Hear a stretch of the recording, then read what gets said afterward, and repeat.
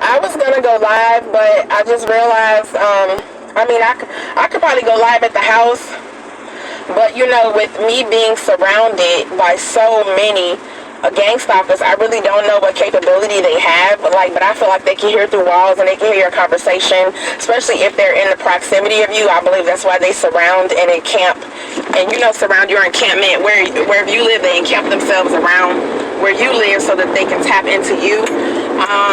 Yeah, excuse the way I look stressed out because ever since going through this shit started at 16, it ages you, and then it gives you anxiety over time. So I just came out of my house and I didn't have my camera on, but I'm studying harassment from the same people, in various households, but this one specific household, the man, the father or the stepdaddy, she be having a couple men come over there, but I guess one of them the daddy to the kids and the other one is a boyfriend, or maybe the youngest, he the father to the youngest baby. I'm not quite sure, but I know that she have traffic from these two guys constantly, where they have to ride up and down my street, to get to her street. The girl lives like 2 or 3 houses to the right of me, but this guy, one specifically, he has this big blue truck. I don't know if I probably did have him on video, but I'm gonna get him on video too, where he has like these loud pipes where, when I have the camera on, if I have my tablet on in the window,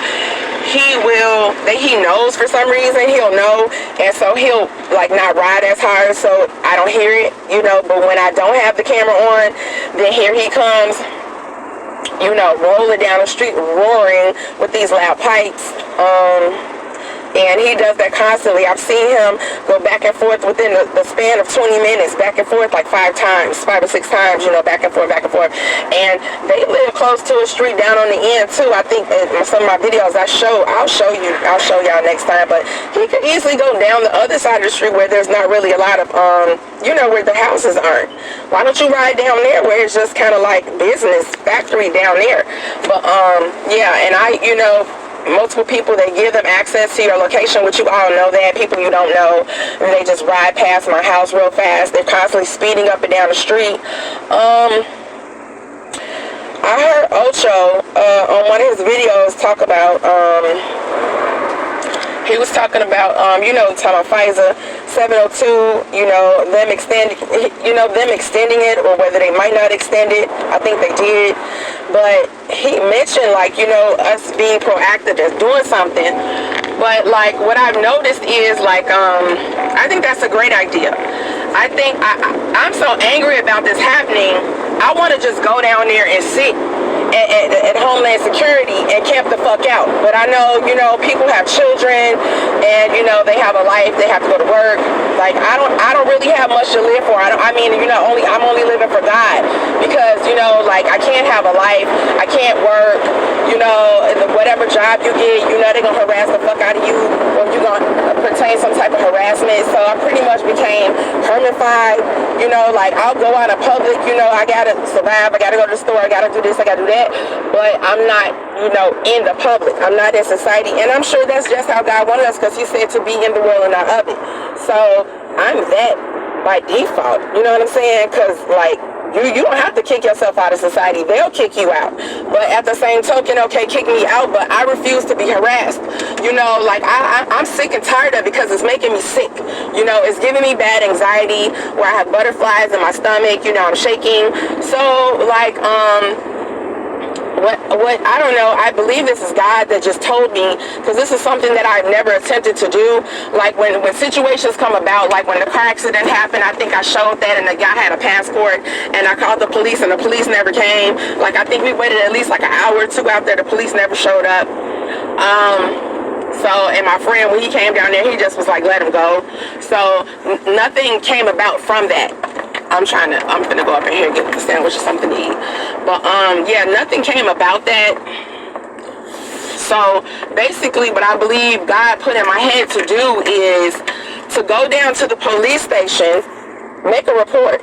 Or I think you can file a police report online.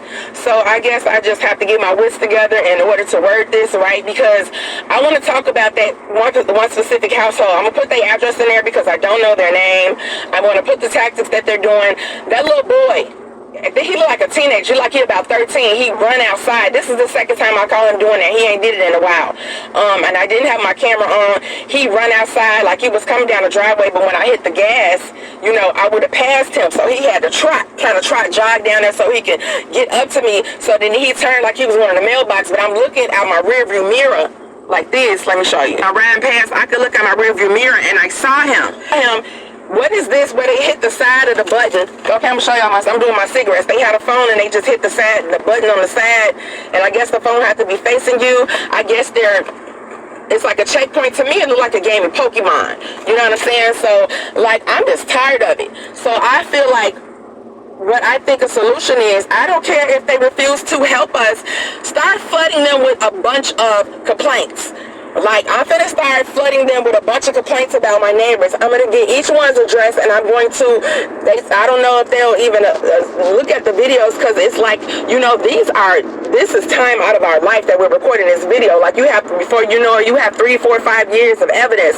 Who's gonna take the time to look through 4 or 5 years worth of evidence? You know what I'm saying? Like, you can even, you know, chop it up, you know, edit it, and put it all in, you know, I guess that's the best you can do, which I haven't done. I will do that. But it's like, would they even look at it? So it's like, I don't know. They're trying to make it seem like I'm the problem, and so if I go to complaining about the people in my neighborhood, which it doesn't matter to me, because they've surrounded me with people in the neighborhood. They recruited people in the neighborhood where I live. I've been there for 12 years, even though I just moved there. My mother was there first, which I knew I was coming there. So you had time to surround and account where I live, you know, to harass me. I got your harassment set up. So, you know, just like it's the same characteristics. Like when I lived at the last apartment, I used to show that the people upstairs were harassing me, stomping on the floor, dropping furniture, doing all kind of stuff. They did that for 3 years. Now, and what I saw with the characteristic of that, they never left the house. It was a father and a son that lived there. The son looked like he was about in his 20s, but when they did have to go out, or the son did want to break to leave, they would have this lady come over. She looked like a witch or something, and she would go upstairs and start and take over for them. They have to have somebody come and babysit you. So it's like, yeah, I'm just seeing it. You know, wherever you go, it's a bunch of traffic. I just put up to Burger King, and it's just, you know, busybodiness, you know. And so I stay in my house, but the lady, well, it's a guy that live over there. I had showed him. It's an older guy she was a chubby lady